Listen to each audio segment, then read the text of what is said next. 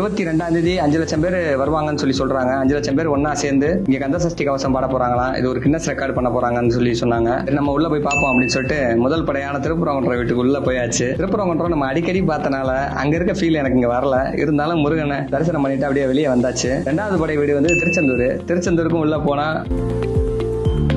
1ஆம் படையை விட 2ஆம் படை தான் அழகா இருக்கு. என்ன இந்த தேங்காய் உடைக்கிறது, நிறைய புரோகிதர்லாம் இருப்பாங்க, தேங்காய் உடைக்கிற அச்சடை சீட்டு வாங்குற சொல்லையே கிடையாது. ஒரு பக்கம் கந்த சஷ்டி கவசம் பாடிட்டு இருக்க பக்தர்களும் சேர்ந்துட்டே பாடுறாங்க. அதுல எனக்கு பின்னாடி நின்னவர் ரொம்ப ஆக்ரோஷமா பாடிட்டு இருக்காரு. பக்தி முத்தி அப்படி ஆயிட்டாப்ல.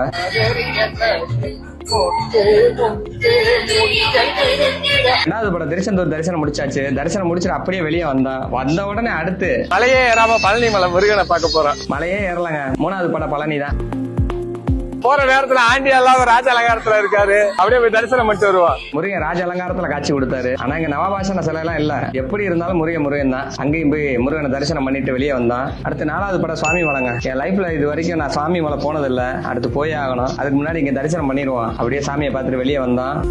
6 படம் வீட்டுல இது வரைக்கும் என் லைஃப்ல 4 படம் வீட்டுக்கு தாங்க போயிருக்கேன். திருத்தணியும் போனதில்ல.